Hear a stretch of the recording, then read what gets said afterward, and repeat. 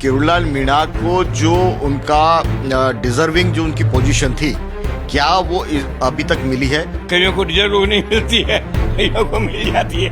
किरोड़ीलाल जी मीणा के साथ में जनता ने न्याय किया। उनके व्यक्तित्व और उनकी अस्मिता और उनकी इज्जत के हिसाब से उनके स्तर की जगह नहीं मिली है, मिलनी चाहिए। मनवांछित परिणाम किरोड़ी जी को उस रूप में नहीं मिले और पार्टी के अंदर ही भितराघात की बातें सामने आई। पार्टी के अंदर के भितराघात की जिम्मेदारी पार्टी पर है, किरोड़ी पर कैसे है? 2300 वोट से हारना कोई हार है क्या? पद से कद बड़ा होता है तो किरोड़ीलाल मीणा का कद तो पद से बड़ा ही रहेगा। मैं गया था गुजरात, बड़े से बड़े लोगों से मेरी मित्रता है गुजरात में, जो अमित शाह के समकक्ष लोग हैं। वो उनको मालूम ही नहीं कि मुख्यमंत्री का नाम क्या है। किरोड़ीलाल मीणा का नाम हर कोई जानता है। ये संघर्ष का सिपाही और गरीबों का मसीहा है। अगर इसको अब भारतीय जनता पार्टी स्वीकार करे और परिवर्तन करे पॉजिटिव, तो क्या बुरा है? हम किसी की नेगेटिव बात नहीं करते, पॉजिटिव बात करते हैं। आप बताइए मुझे, मैं आपसे पूछता हूं, आप बड़े पत्रकार हो, एक भी मामला जनता के हित का, ईमानदारी का, भ्रष्टाचार के विरोध का, संघर्ष का एक भी मामला किरोड़ीलाल के अलावा किसी मंत्री ने आज तक उठाया क्या? बोलिए आप, है तो मुझे उदाहरण दीजिए आप। नहीं, मुद्दा यह है कि डॉक्टर किरोड़ीलाल मीणा की राजनीति और उनका जो तौर तरीका है वो तो सब वाकिफ है एक तरह से पब्लिक लाइफ में। मुद्दा यह है कि किरोड़ीलाल मीणा को जो उनका डिजर्विंग जो उनकी पोजीशन थी, क्या वो अभी तक मिली है? और अगर नहीं मिली है तो अब क्या आप एक्सपेक्ट करते हैं, क्या उनको होना चाहिए, क्या डिमांड है आपकी? मिलनी चाहिए। कईयों को अनडिजर्व जगह मिल जाती है तो फिर उपराष्ट्रपति पद से हटना पड़ता है। कईयों को डिजर्व नहीं मिलती है, कईयों को मिल जाती है। किरोड़ीलाल जी मीणा के साथ में जनता ने न्याय किया।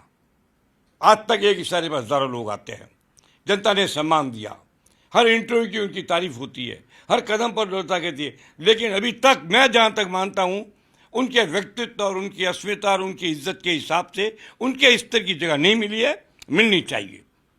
मुझे अगर कोई पूछेगा तो मैं निश्चित रूप से कहूं मिलनी ही चाहिए।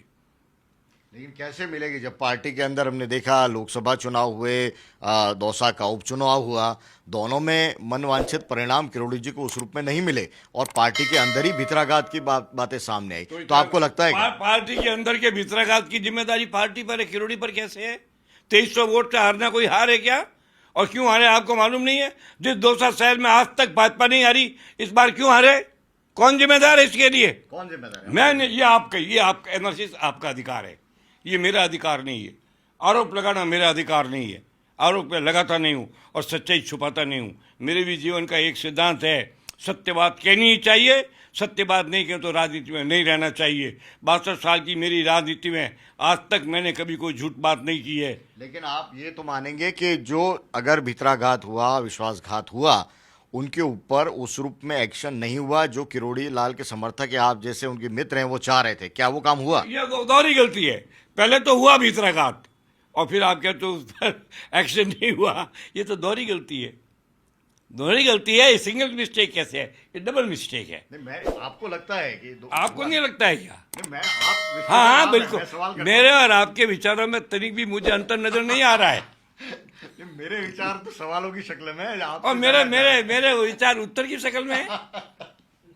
अच्छा, ये बताइए कि किरोड़ीलाल मीणा के लिए आप क्या भूमिका देख रहे हैं, क्योंकि उनके समर्थक तो मुख्यमंत्री की बात कर रहे हैं। मैं आपको एक बात, कोई गलत बात नहीं कर रहे। मुख्यमंत्री के पद से उसका कद ज्यादा बड़ा है, मैं नहीं मानता। जब मेरा ये सिद्धांत है कि पद से कद बड़ा होता है तो किरोड़ीलाल मीणा का कद तो पद से बड़ा ही रहेगा। आप मुझे एक बात बताएं, मैं आप ही से कहना चाहता हूं, बिना कद के किसी को पद मिल जाता है तो कोई स्थायी रहता है क्या? उसकी इज्जत होती है? बड़े बेआबरू होकर तेरे कूचे से निकलना, ये गाते गाते निकलना पड़ता है। पहाड़ियाँ बनाता ना मुख्यमंत्री, 15 महीने में भागना पड़ा ना। शिवचंद्र बना 2.5% वोट का मालिक, पता ही है उसका कहीं। और जो पद पर आ गए और रह गए, उनका नाम अक्षुण्ण है।